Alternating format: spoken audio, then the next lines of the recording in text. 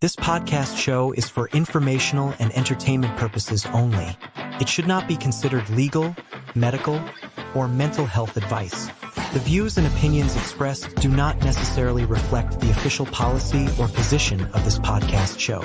It is not intended to malign any religion, group, club, organization, business, individual, anyone, or anything.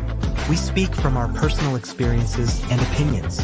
The program is hosted by Brian Nord and Eric Rojas. The point of this YouTube podcast is to question, research, unpack, and deconstruct through new information, critically thinking, and exercising free speech. We are answering the question, how did I get here? Our hosts have been speaking up in response to a bombshell memoir that has been blowing up social media. Is This a Cult? By Author and Peterson. Available on Amazon, release in March 2024. If you would like to support the hosts or the channel, please click to subscribe to the channel and like this video. This is episode number 12. The Landmark Forum is not a cult, but with guest Rick Alan Ross. Hello, everybody, and welcome. We are so excited to be here. We have a very special guest today. Rick Alan Ross is here to have just a good conversation with us. We're so excited to have him. And Brian and I took a week off last week. We really needed that week off after, our last episode with the Landmark bankruptcy and then the interviews on Ann and Mark's podcast. So it was really good to just be off, and I got to spend some time with the family, and it was my daughter's second birthday. So it was just, it was good to just disconnect for a little bit. I think we all need to do that for ourselves from time to time. And so, yeah, how was the week off for you, Brian? It was great. I really needed it. I was all landmarked out. I needed a break, and it was. But I shouldn't say I took a total break, because our guest today, I listened to on Audible the entire book that he wrote called Cults Inside Out. Mm-hmm. And it was, I think it's the most complete book of all of these resources that there's out there, and everything's cited to other sources. And I think the reason why I didn't read it right away, because I talked to Rick right away after Ann's book came out. I called him, and I just called off his website, and he answered. I was shocked. I was like, "Wow, you picked up the phone," and we had a great chat. And I told him I was thinking of starting this channel, and he said, he gave me his 2 cents about that. But what I think, just even looking at the word cult, after you spend 26 years like me and start crying, you don't want to think you were in a cult. And so, I think part of why I kind of pushed that book aside was a bit like, I didn't want to, I didn't want to learn I was in a cult. Mm-hmm. I didn't want to confront some of that for myself, but I actually walked out very empowered out of reading the book, and I think it's really worth reading. So I put it at the top of our recommended list. So anyway, so I did that, and I also did a bunch of exercising, bike riding. I'm starting school. I'm going to complete my bachelor's degree, so I start next week, and I'm super excited. So life is starting to become about other things than my deconstruction of this organization I was involved in for so long. So that's how I'm doing. And I think, Eric, with all that, we have a limited amount of time today. We may not get to our live audience, our live stream audience questions, because we have a limited amount of time today. But with all that said, we're going to bring Rick up and begin. Here we go. Hey guys, hi. Hey, hi, Rick. So good to see you. Great. So, Rick, we the way we put the show together, we told you this a few minutes ago, but we put together a series of questions, both our questions, like after reading the book, Eric listened to you on a bunch of podcasts, and we had questions from people that came to us when because they couldn't be here today. So we put together 7 questions. We'll see if we get through them all, okay? And we thought that'd be a great way to introduce you to our audience. So with much ado, here's the first question. Okay, you've been a critic of Landmark for many years and were featured in our corporate questions and answers. From what I can remember, or from what we can remember, not a trustworthy source. Sorry to interrupt. You were in our corporate questions and answer. We were told you are not a trustworthy source. Correct. Okay, keep going, Eric. Yes. Okay, sorry. Yes. Right now, there are a lot of people re-examining their experience with the organization. How would you like to introduce yourself and your work to our audience? There you go. Well, I would say that I started my work in the 80s, in the early 80s, 1982. So I've been dealing with controversial groups and movements for over 40 years. I've been qualified, accepted, and testified as an expert witness in 13 states regarding such groups and United States federal court. I've worked with the FBI, the BATF, the Justice Department. I testified as a fact witness in the criminal trial of Keith Raniere, the head of a kind of self-help seminar selling company called NXIVM. Raniere is now sentenced to essentially life in prison for racketeering, fraud, etc. As Brian said, I wrote the book Cults Inside Out. I've lectured at a number of universities, and probably most notably for those people that are in landmark education or have left landmark education, I started a website called initially rickross.com, now culteducation.com, to share information about controversial groups and movements, some that have been called cults. There are 3 subsections within the archive with historical information, court documents, etc., regarding Werner Erhard and EST, Erhard Seminars Training, the previous name for Landmark Education before the company was sold. And then there's a section on Landmark Education, and then also a section on the forum. The most well-known initial course curriculum that people take that become involved in Landmark. So that apparently created quite a stir amongst Landmark, amongst those people that ran Landmark Education, to the extent that Landmark sued me some years ago for over $1 million for defamation and I think product disparagement. The lawsuit was later dismissed by Landmark itself, claiming that a change in law precipitated them deciding to change their mind and dismiss their own lawsuit. I would say it's more likely that the reason that they dismissed their lawsuit was that they recognized that it wasn't going anywhere, that the discovery would open them up in the lawsuit to having to put forth documents and testimony about the inner workings of Landmark Education and Werner Erhard's involvement, his brother and sister's involvement, etc., and that they decided they didn't want to go through that deposition discovery process, particularly when a federal judge said that it would not be sealed and that it would be accessible to the public. What's not known is that Landmark offered to settle with me.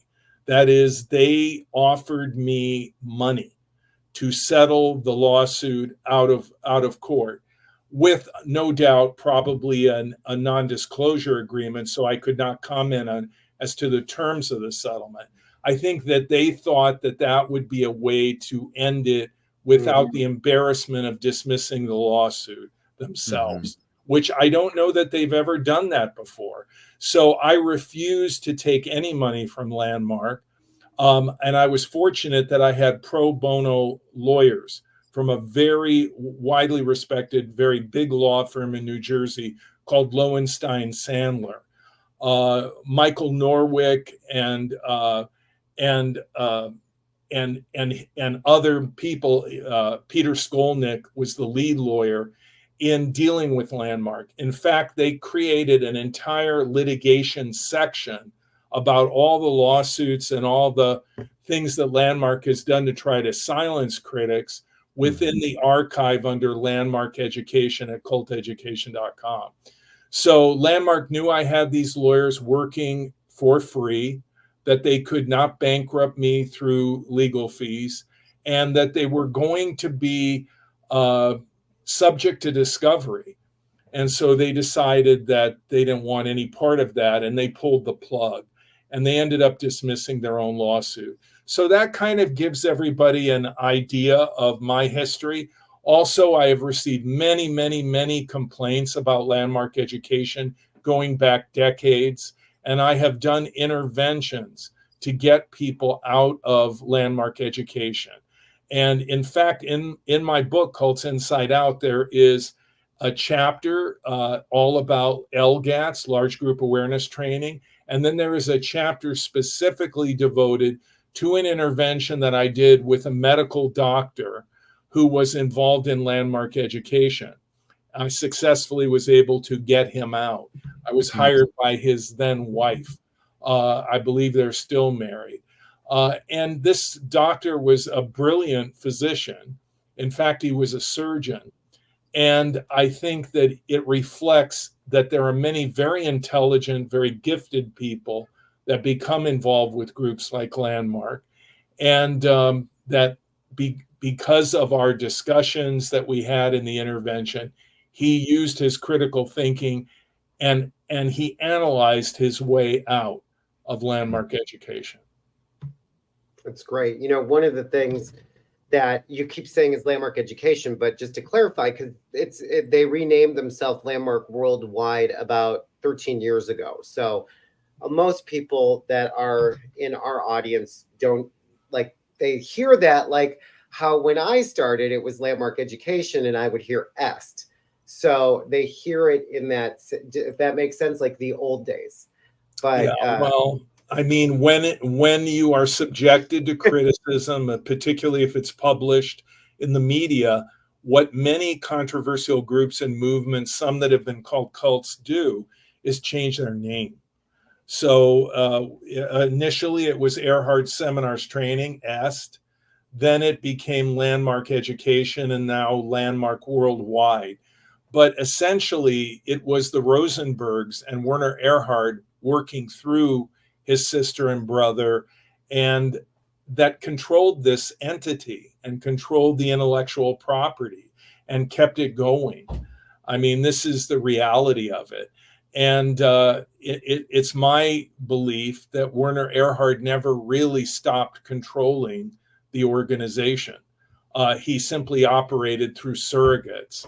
And that was something that he did not want exposed through discovery in the lawsuit that they filed against me, were the specific terms and conditions of the sale, how the intellectual property was controlled and by whom, and these kind of things. He did not want this to be revealed through the discovery of the lawsuit.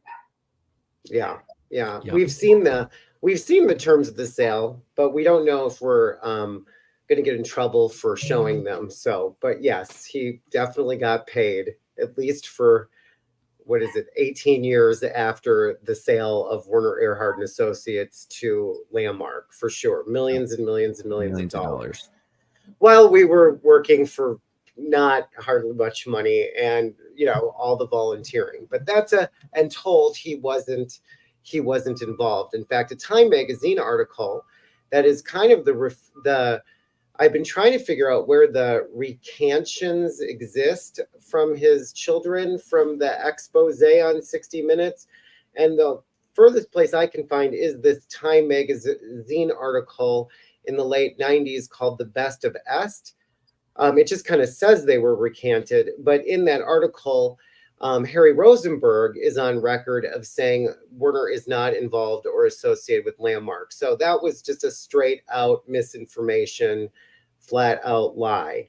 And we have other evidence to show that. So that's part of what got me. I didn't realize I was being lied to, and maybe I should have. My therapist says, of course, she's like, welcome to the real world, Brian.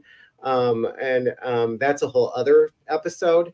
But yeah, so anyways, thank you for saying that. That just kind of confirms what we've been unpacking and discovering in doing this work.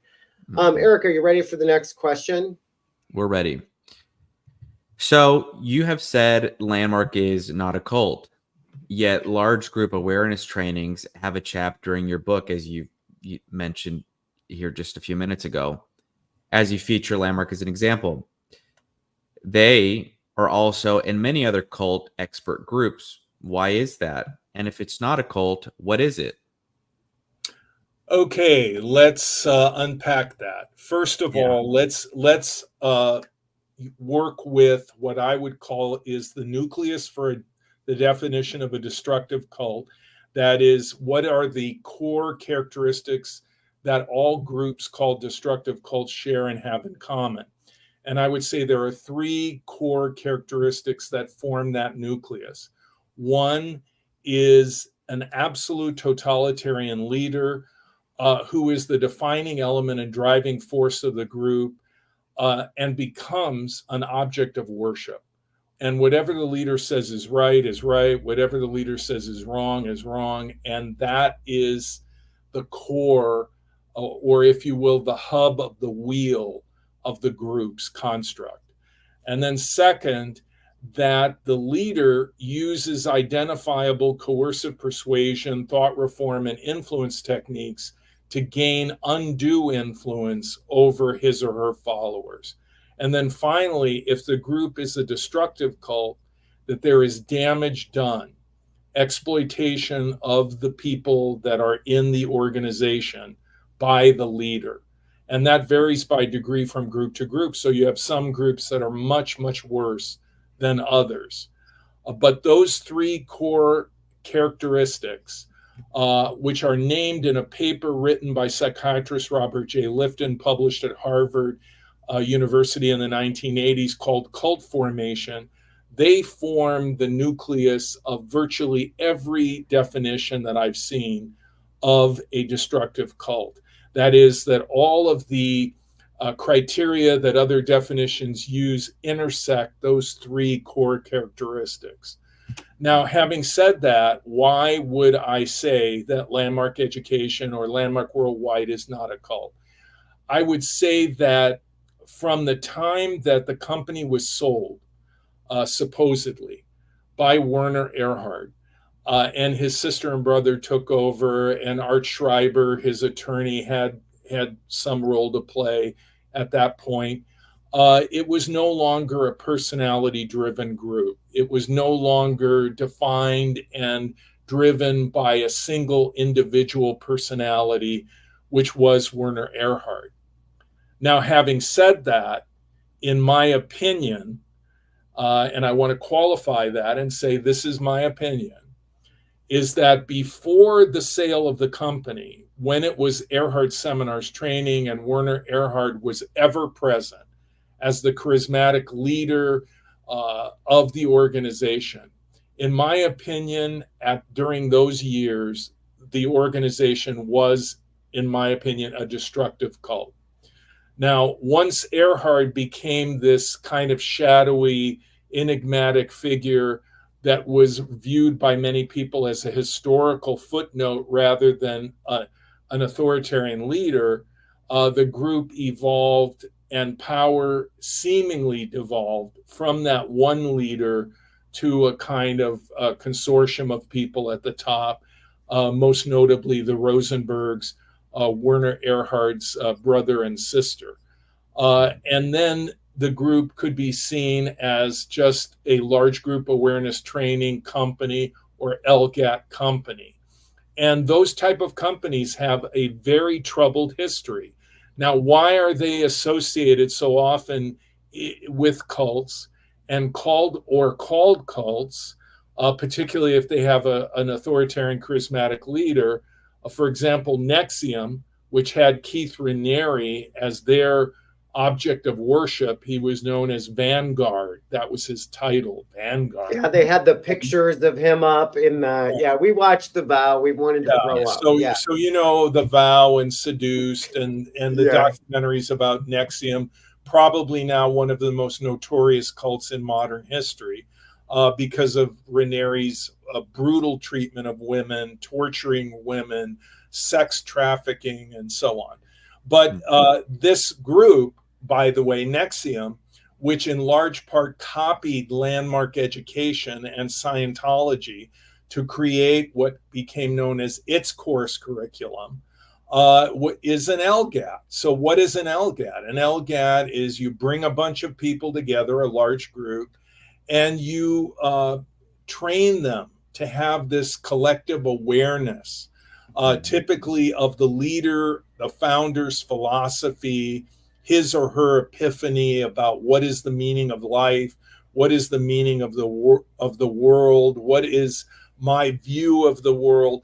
That becomes the animating core force of the group and the purpose of the training, which is to download that philosophy, that worldview, that awareness into the minds of everyone who is going through the training, which initially in Landmark is the forum. Now, why would that end up in cult books? Okay, the reason is that there are identifiable techniques of coercive persuasion and thought reform that, in my opinion, are employed by groups that are LGATs, and in particular by Landmark. And I'm just going to set this up by saying, how is coercive persuasion, for example, defined? Well, coercive persuasion can best be understood by reading the book Coercive Persuasion by Edgar Schein, who was a professor at MIT. And what Schein said is there are 3 stages to coercive persuasion. The first is unfreezing the mind of the subject. The second is changing the way that the subject perceives reality, their values, their mind is changed. And that is the changing stage. The third is what Schein would call refreezing. That is locking in that established change that has been achieved through the process that the leader controls.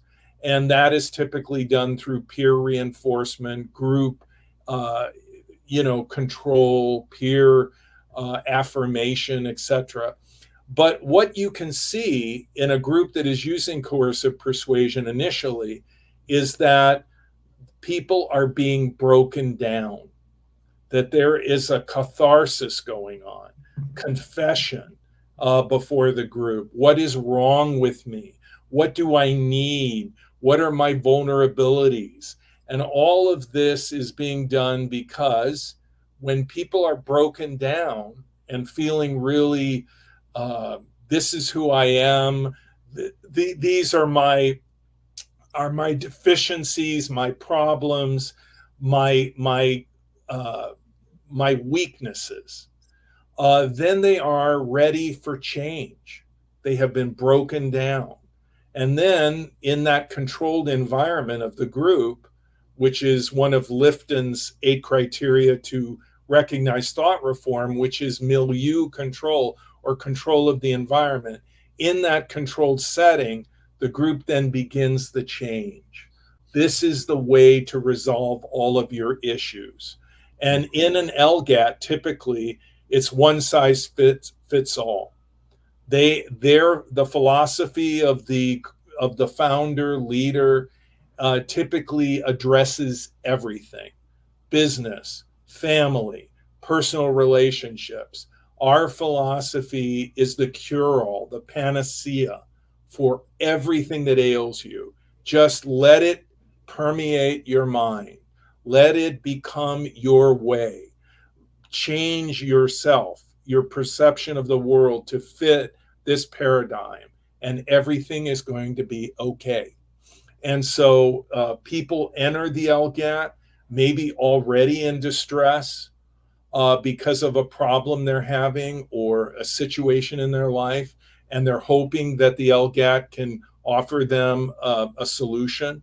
Others may enter the LGAT with no real reason other than, oh, my buddy told me this would be great, or my family member told me this would be great. For example, the doctor I worked with that I write about in my book, he was introduced to Landmark by his son, who had many problems that he felt Landmark resolved. And he asked his dad, would you please do Landmark with me, Dad? And of course, Dad had already been to his graduation. So this was his introduction to Landmark. And at his son's pleading and urging, he became involved. And then once he became involved, he became totally committed to Landmark. And it kind of took over his life to the extent that his wife was concerned. And then she brought me in and we did the intervention. So people come into Landmark either with pre-existing problems and situations and conflicts, which makes them already almost broken down, almost there at that low point where they're willing to accept change. Because in my experience, and again, according to Eric Hoffer's book, The True Believer, people that are happy with the way things are not as open to change as people who are not. So, and I want to, sorry to interrupt you, yeah. So there's a couple things just in what you just said that everything you said was really valuable. And you told me this in our call that people say to you, well, Rick, you just need to do the forum. You're not, like that kind of thing. So as I listen to you, and I think this is something that I'm working on in my own unpacking, is to not listen for accuracy about everything, like to the nth degree. But I'll say a couple of things. One is that in our introduction that we lead when people come, they actually ask people to open up about something that's not working in their life, but then we go out of our way to say, or it might be working, but not as well as you'd like it to. So it's really meant to open up that space of what people deal with in their lives. Some people really do come in. I've led those introductions to tens of thousands and thousands of people. Some people are really emotionally dealing with something or struggling, and other people are not. But they have, when they look a little further under the hood, they go, oh yeah, I'd like to, get along with my sister more or something. So there, it seems to, that was good. But it doesn't, one size fits all does not actually apply if people have mental illness, or they just could be in that world of therapy. It also doesn't apply to people that are probably poor or don't have the means to do the program. And also, it doesn't work for people, I would say, that are lazy or are not willing to be productive, successful people in life. I think those three, I don't think Landmark, from what I've been trained in, doesn't really work if you're in those three categories. Okay, do you have any thoughts about that? Brian, first of all, when I said one size fits all, this is what I meant specifically. If you said to a Landmark leader that facilitates, the forum, someone that's leading one of these LGATs, if you said to him, will this help me in personal relationships? Yes. He would say yes. Could this help me in my business? Yes. Yes. Could this help me at school? Yes. Yes. Could this help me in my relationship with my dad? Yes. Yes. Yeah. Could this help me with my finances? Yes. Yeah. So when I say one size fits all, I mean that their prescription for what ails you seems to have no meaningful boundaries, that it goes into every area of your life. And that was my meaning by saying that. Another thing I want to point out is that there's a reason why I've never done Landmark. Landmark won't let me do Landmark. So I was contacted by very enthusiastic people that were graduates of the forum and had done coursework with Landmark. And they said, we want to sponsor you to do Landmark. We'll pay for you to do it. And I said, okay, fine. And eventually I was contacted by someone from Landmark. I think it was an attorney or one of the people out of New York. And he said to me, you can attend a Landmark forum. And I said, how is that? Am I going to, just go through the course?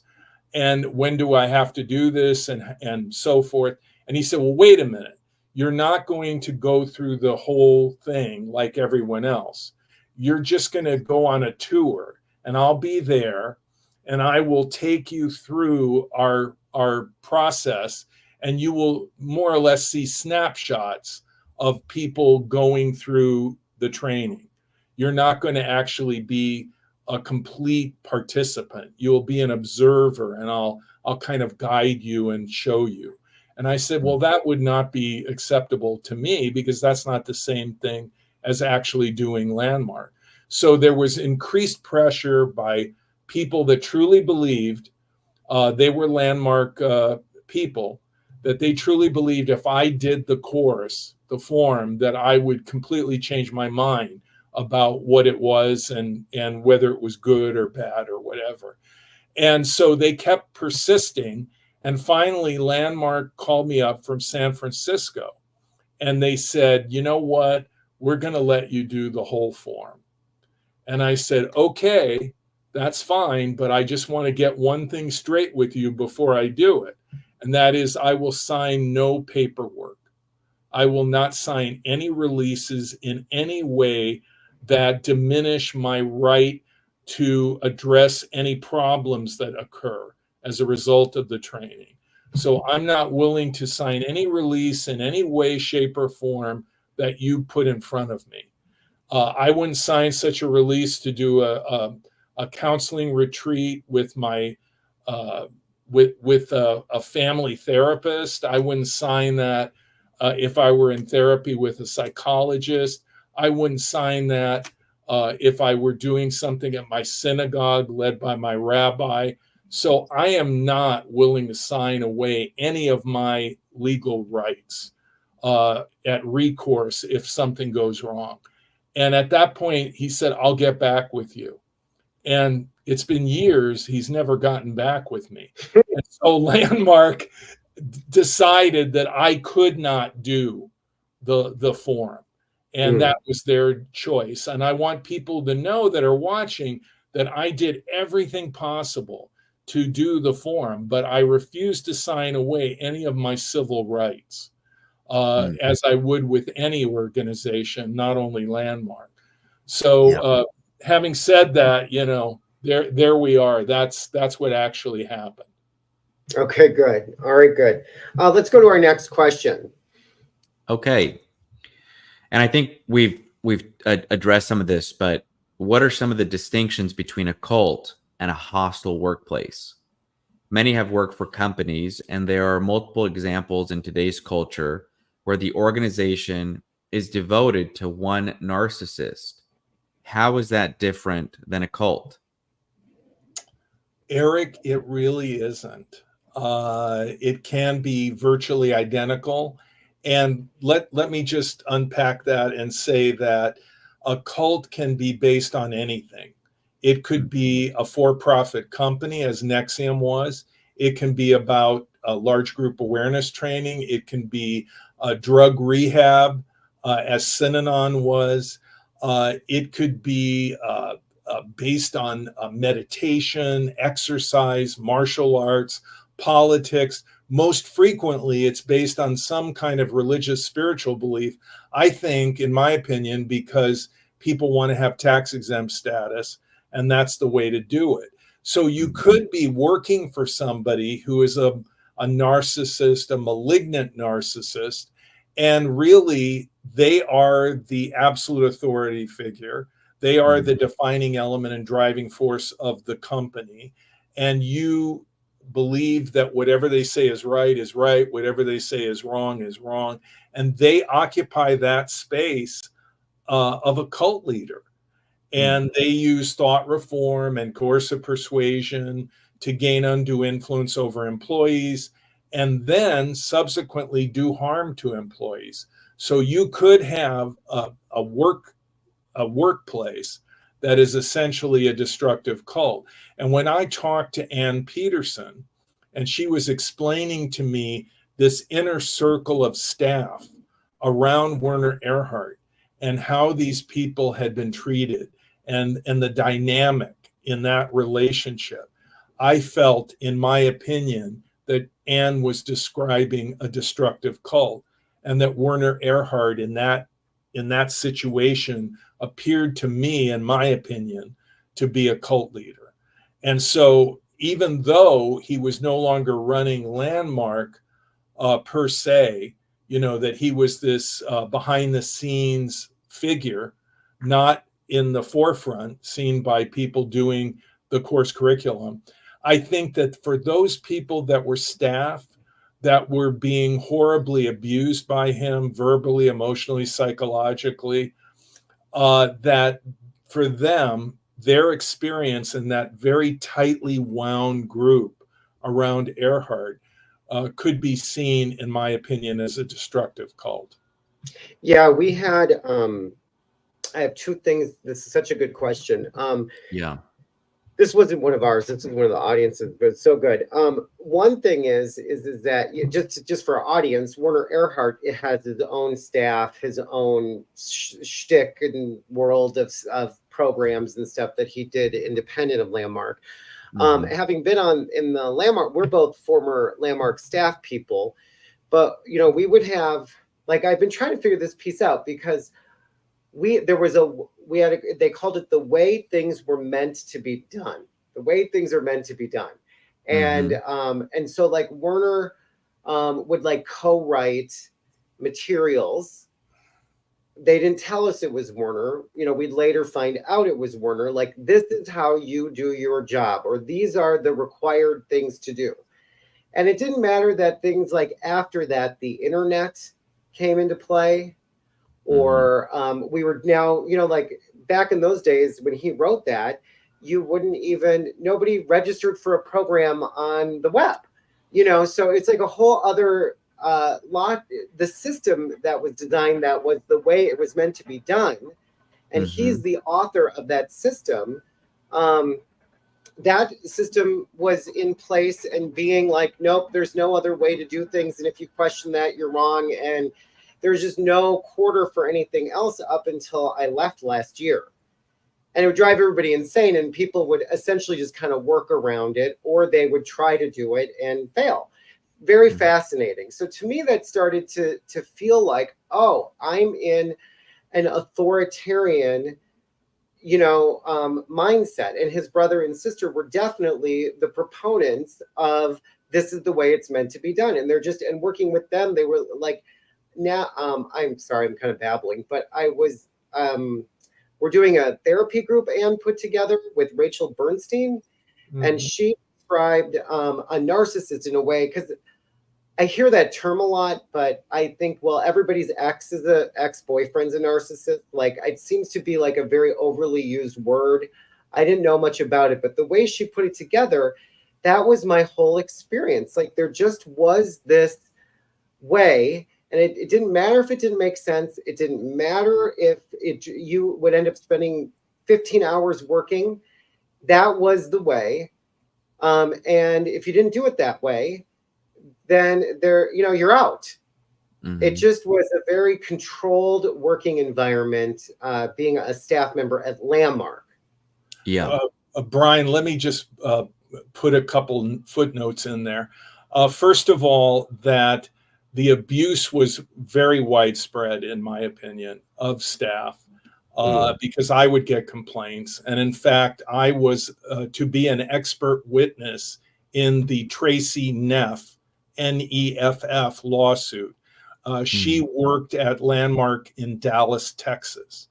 And she had very, very serious allegations of abuse.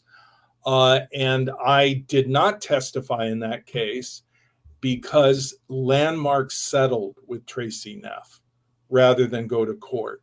So I don't know how much Ms. Neff got. I'm under the impression that it was enough to retire and live out the rest of her life. But you can read about the Neff lawsuit again at culteducation.com, and you can read the complaint and see what was happening with Tracy Neff. And let me then also add this aside, is that the underlying assumption in personality-driven organizations like Landmark is that the leader is the perfect person or the prototype by which you are to model your life. And so in a sense, what the leader is doing, and this can get really crazy, is cloning himself. I mean, because you want to be like, talk like, act like Werner Erhard. And so in the early days of Erhard Seminars training, people wanted to look like Erhard, talk like Erhard, be like Erhard, because the underlying assumption of the organization was that Erhard was the peak of personal achievement, of personal growth.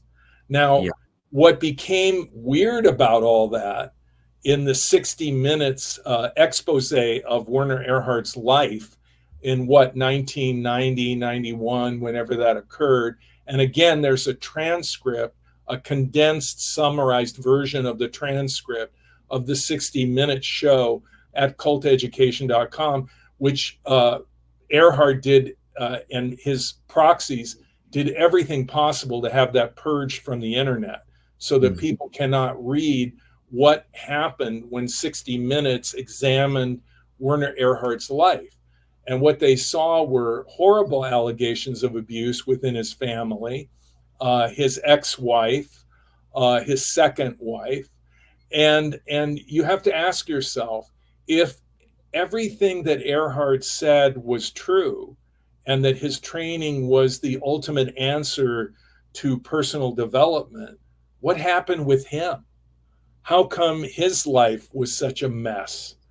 And even recently, I mean, the reports that I've received about his intake of alcohol, about him raging, allegations that he's both an alcoholic and a rageaholic.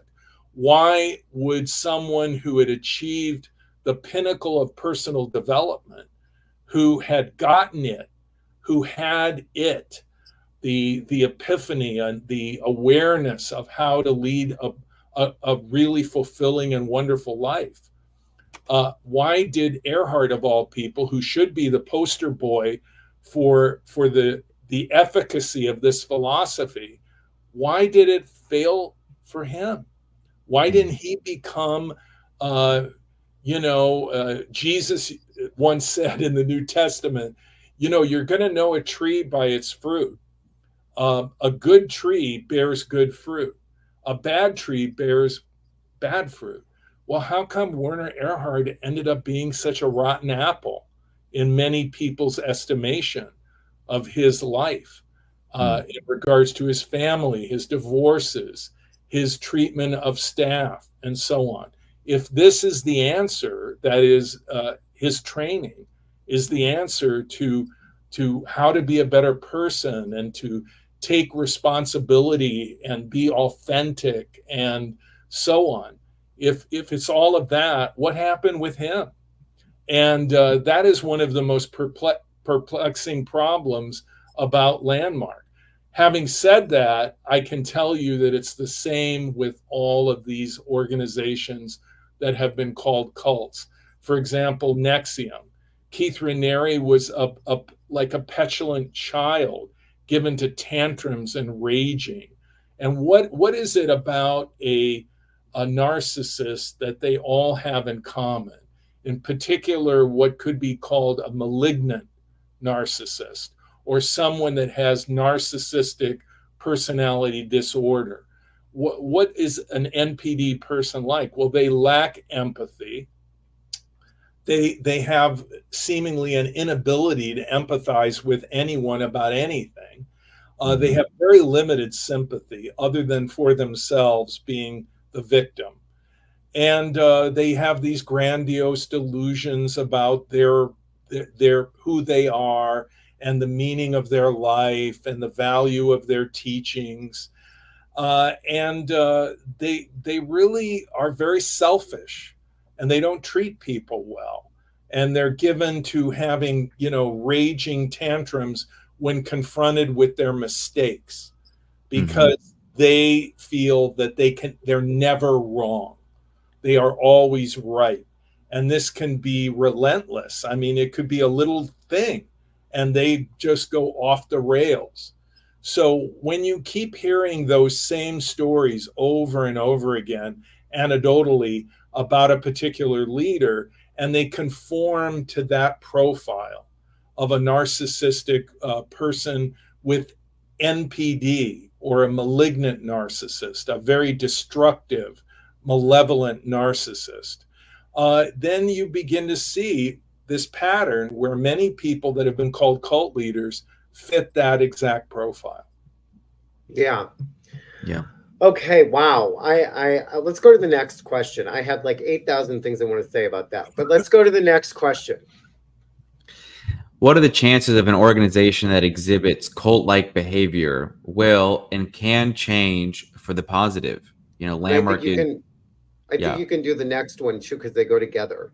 Okay. Well, look, let me just say this. Go ahead. I'm sorry. If Warner has been influencing things behind the scenes all this time, which has been hidden from most people at Landmark, he's now 88 years old. Is there a chance for Landmark to evolve into a company that is not so influenced by the founder and can shed their negative past? Well, I would say in the case of most groups called cults or extreme authoritarian organizations, for example, with the history of Landmark, typically when the founder leader dies, the group disintegrates.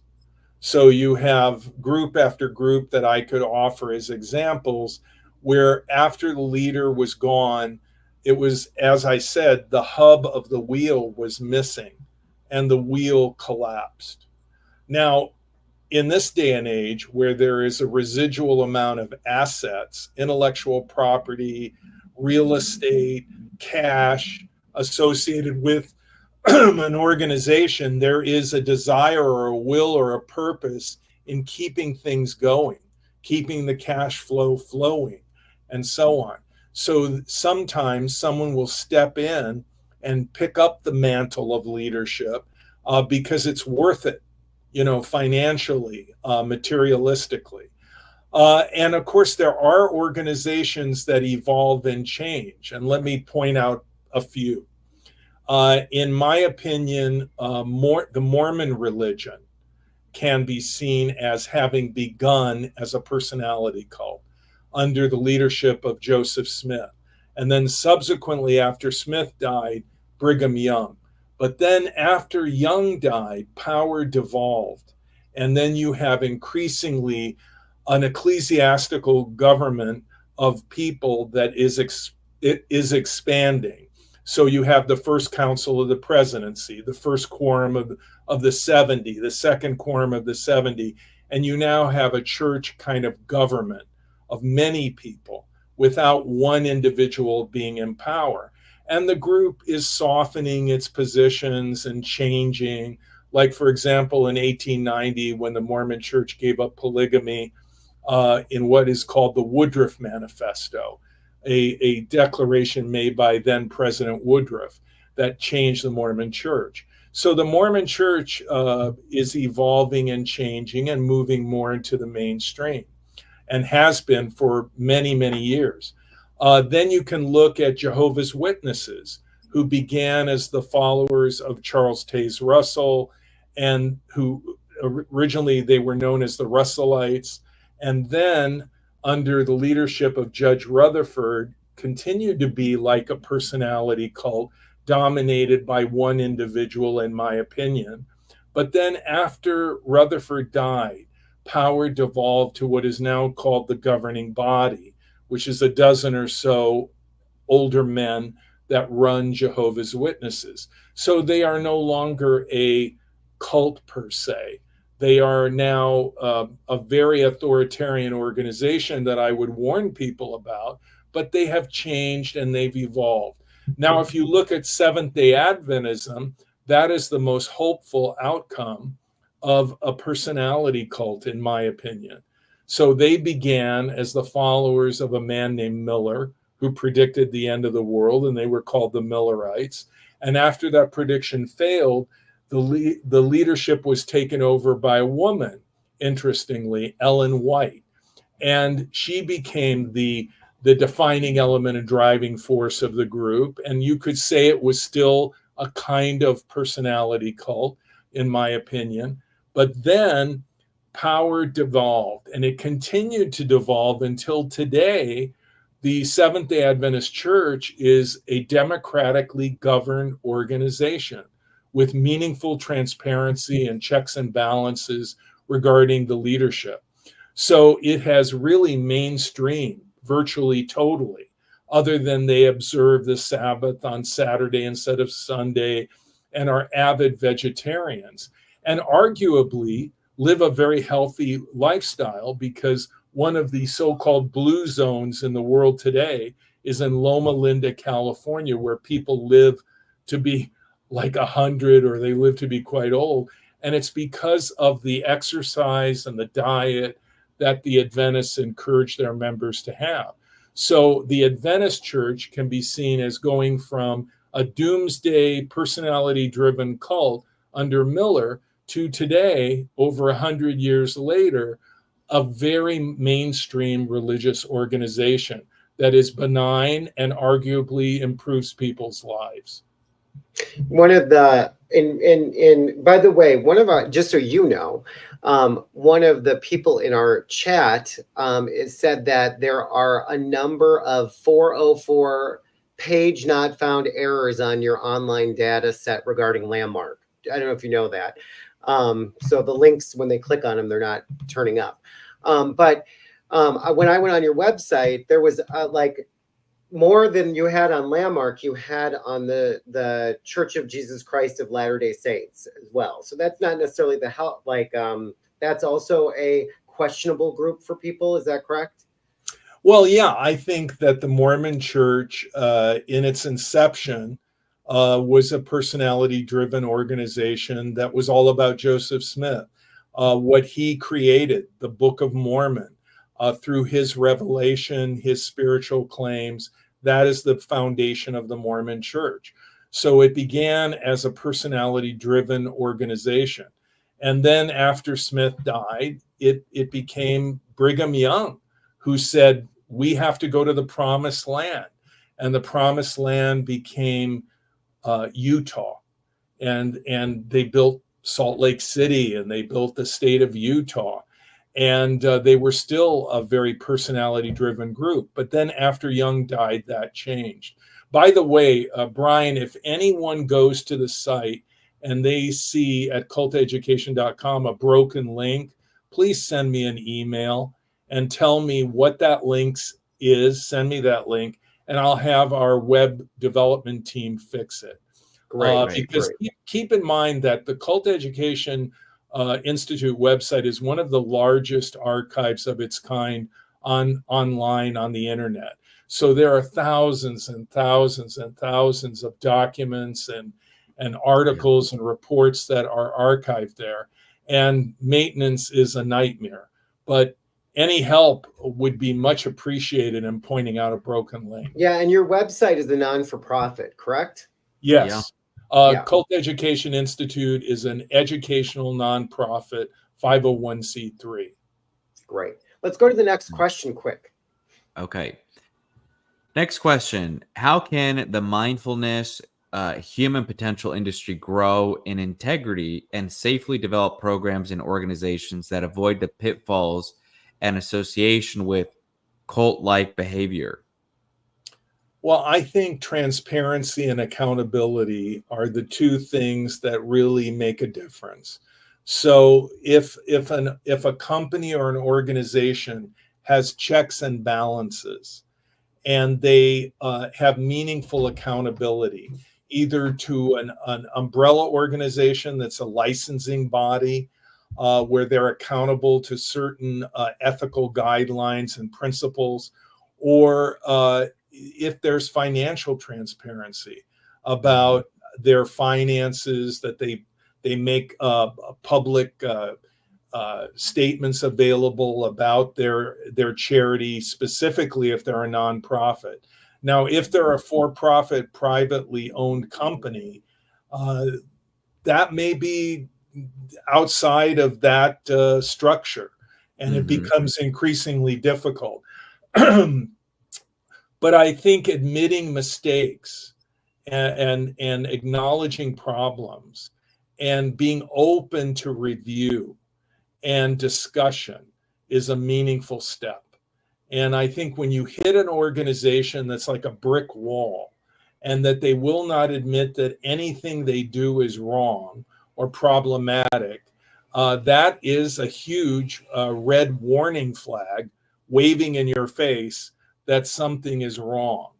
And also, if an organization does not acknowledge that there are other ways to achieve results, and they imply that if you leave us, you'll never find anything that will be equal to us, and that if you leave us, there's something wrong with you. There's never anything wrong with us. And in fact, our program is essentially perfect based on that perception. I think that's a big red warning flag. So in privately held companies, there may not be accountability because they are private for-profit companies. But if an organization is not for profit, or if an organization is a charitable institution, and essentially, then they are accountable for that, at least in regards to their finances, I would think. That's great. You know, the last question, I don't know if we put it on a slide, but I think it's really important, that someone asked, and it's, you know, this is a great example. Oh, where did Rick go? Eric. Oh, you've got it. No, you're fine. We have it. Go ahead, Eric. It is the last question. How can someone like me that received incalculable benefits from Landmark, but am grappling with the destructive organizational dysfunctions, reconcile the past, present, and future of my own experience? Well, I have talked to Landmark graduates, and in fact, a good friend of mine graduated from the forum, but chose not to do any more courses or any more work beyond just taking the forum and doing the forum once. And he would go on and on about all the good things that happened and the great people he met and so forth.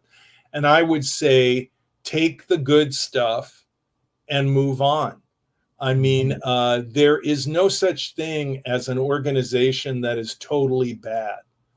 And so every organization, every group that I've ever encountered that was called a cult or a destructive authoritarian organization, they had good in their programs. Because after all, why would people choose to stay with and continue with something that was totally bad?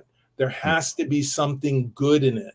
There has to be. Now, I would argue that a little bit of sugar helps the medicine go down, and that there's a kind of bait and switch con going on, and that you think that if there is some good, there must be more good, and the organization implies that whatever you think is bad is not really bad, it's your problem.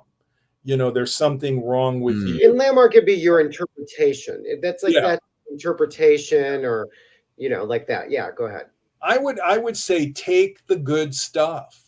Whatever you feel helped you in your life, that was affirming, that helped you to build your life, take those good things and move on.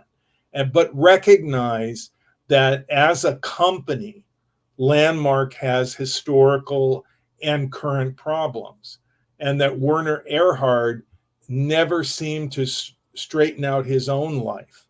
I mean, he continued to have very serious problems dealing with his staff, dealing with other people, and that is I think you can pull apart that which is the organizational company structure, the people that are in charge, from whatever you feel was positive that the philosophy gave you.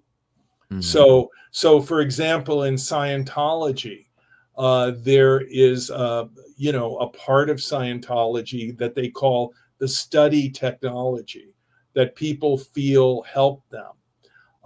And I'll give you an example, that if you don't understand a word when you're reading, stop reading, go to a dictionary or a thesaurus and find out what does that word mean and what is its range of meaning, and then come back to the material you're reading and then contextualize that word and understand it fully and move on. And I was trained in something almost identical to that. Yeah, I was just thinking the same. Werner Erhard was labeled a squirrel by Scientology, which means that he according to Scientology, stole technology that he picked up from Scientology and then used it in EST, in the forum, in his training. And I've seen this over and over again. Why invent something when you can just copy it and relabel it? And Keith Raniere did that in NXIVM. But to the extent that something that is taught is helpful and beneficial, and that particular aspect of study technology and Scientology, which is used commonly by many teachers as well, and I don't think that L. Ron Hubbard, the founder of Scientology, invented that understanding or that technique of study, but it's a good thing. So you take the good stuff that you learned from Landmark, from the forum, from your years on staff, from your years doing the curriculum, and you take that good stuff and you unpack it and you examine it and you say, well, what was the stuff that hurt me? And what was the stuff that helped me? And you can continue to use the positive things that you learn and quite frankly, recognize that it was individuals that hurt you, it was company practices that hurt you, and that there were things that were wrong with the company because there were people that were hurting other people. And you take that and you sort that out, which is part of the process of recovery, is unpacking your experience and taking those things that helped you and using them, and looking at the other things that hurt you, recognizing how that happened and who was responsible, and then letting go of that. And I think that's the process. For example, if you are in an abusive, controlling relationship with a narcissist, you may recognize that there were things that you shared with that individual in that relationship that were positive and affirming in your life, that helped you and that made you a better person, and raised your awareness about life, about things in life. But on the other hand, you recognize that person hurt me. And what did they do that hurt me? They gaslit me. They manipulated me. They made my self-esteem, they beat it down so that they could dominate and control me. So there were things that they did that were very negative. But on the other hand, I was in love, and there were things that happened that were positive. And there were things that changed my life in a positive way. And then ultimately, Eric and Brian, I think you have to forgive. And when I say that, I don't mean you go up to Werner Erhard or one of the Rosenbergs and say, gee, it's okay that you hurt me and that what you did hurt me, and I forgive you and you're okay. And by the way, can we have lunch? And, oh, this is a present for you and a fruit basket for your family. No, what I'm talking about is letting go and saying, okay, So you are a narcissist. You are a malignant narcissist.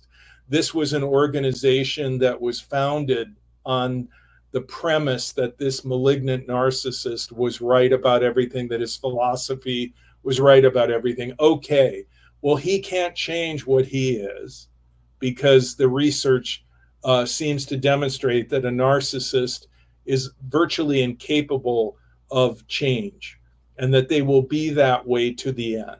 So you forgive them for being who they are. You acknowledge, okay, that's who you are, and you let them go and you move on. Doesn't mean that you have to be in touch with them, doesn't mean you have to help them or give them anything. It's just kind of letting them go. And at some point in recovery, people do that. For example, with an abusive, controlling relationship, they let the abuser go.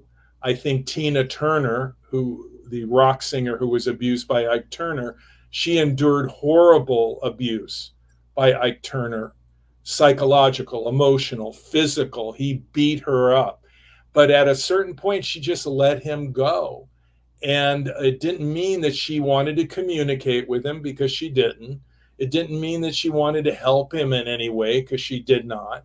But she let him go in the sense that she ceased to allow her feelings about him dominate her thinking and her heart. And she moved on with her life to have a very successful career and a very happy marriage to her second husband, who was with her when she died. In fact, he gave her one of his kidneys. So it was unlike the relationship she had with Ike Turner. But I think that Tina Turner at one point just let him go. And I think that it's hard to do, because you have, certain feelings of anger and resentment and bitterness about being abused and exploited. But at some point, you may be able to just let it go. Yeah, that's so great. So in your great. book, we'll wrap up, but in your book, what I loved about it, because some of it I didn't love, it's hard stuff to read, but you cited another book, but you talked a lot about the grieving. Sorry, my camera did this thing. The grieving process after leaving a group. And I find myself in that place. I find myself missing it. I find myself with lots of fond memories. I find myself also, like feeling this loss. And I thought that was so compassionate. And then the discussion of abusive relationships, cults of one, all of that I tended to identify with even more than the LGAT chapter. I was like, the MLM one, I was like, oh my gosh, this is my life. That kid was me. So it's just really well done. And I'm sorry about my camera. Is there anything else you'd like to say, Rick, today to our audience to wrap up? Don't expect your abuser to acknowledge that they knowingly manipulated and abused you. If you think that's going to happen, most often you're wasting your time, and you're going to be very frustrated, because an abusive, controlling partner, an abusive, controlling organization or leader is very unlikely to say, yeah, Brian, I did knowingly manipulate you. You remember that day that I did this, this, and this? It was so that I could get you to do that, and I knew what I was doing. I knew I was pushing your buttons and leveraging what I knew about you to exploit you. And I did that knowingly. Or you saying, Eric, to, somebody, when you did that, was that to get me to do this? I mean, to what extent did you have a game plan? Don't expect them to acknowledge, because they're never going to. And what you're doing is wasting your time, quite frankly, trying to get them to acknowledge. You can identify what they did and call them out on it and tell others, I think this is what happened to me and to you and to us. But don't expect the organization or the leadership to acknowledge it, because that's just not in their DNA. That's not how they're made. You know, it's like O.J. Simpson saying, "Yeah, I killed them," you know, and I did it in a fit of rage because I was a jealous, stalking, abusive, controlling partner. He never admitted it to the day he died. He kept saying somebody else did it, and Well, you said, I believe he sorry. did it. Yeah, so, yeah. They sorry, one little final thing. What you just said brought up something for me, because I know that I was cruel to people in that culture, and I don't ever want to be that way again. Do you have anything to say about that side of things too when you leave, or anything about that aspect? I yelled at people. I was a chaotic manager. I know that I knew how to push buttons to get people to go work and produce results and all those kinds of things. Is there anything about that end of all this? I think you have to contextualize it. It's not a direct parallel, but I'll offer a somewhat of a parallel with an alcoholic or a drug addict who did things to other people under the influence of that substance that they would not otherwise do. And that after they recognize that, and they go through rehab, they go through detox or whatever their process is, they then have a changed state of mind. They see things differently, and they have regrets about how I treated this person or that person while under the influence. And I would say that when you're in a destructive authoritarian organization and you yourself are being manipulated and you are under undue influence, that's the key element. And you have to ask yourself, well, before I was involved in Landmark, and then after I left, was this the way that I treated people inherently? Now, there may have been some residual influence in the aftermath, but generally speaking, I think if you contextualize what happened, you realize, well, I was being hard on people because they were being hard on me. I was behaving that way because that behavior was modeled as being the way to behave to me. And in the case of those around Werner Erhard, they would look at Erhard reportedly, from what I have heard, being very abusive, and just see that as reasonable behavior. And they themselves would be abusive to others because they would think, well, that's the way that I was treated by the great one, the ultimate person, Werner Erhard, and therefore it's okay. Therefore, I will behave that way. So I think you need to contextualize what happened and realize what was the basis for that behavior. How did you come to that way of behaving? Did you do that completely on your own for your own selfish interests? Or were you under the influence of the organization, following their agenda for their results and their purpose? Right. Yeah. It's great. Yeah. Yeah. Very good. Again, could talk to you for 8 years. This was so amazing. Thank you for taking the time with us. We really appreciate it. We really appreciate everyone who's listening. And we will see everybody next week. All right. Thanks, Rick. Okay. Take care, guys. Bye. All right. Bye-bye.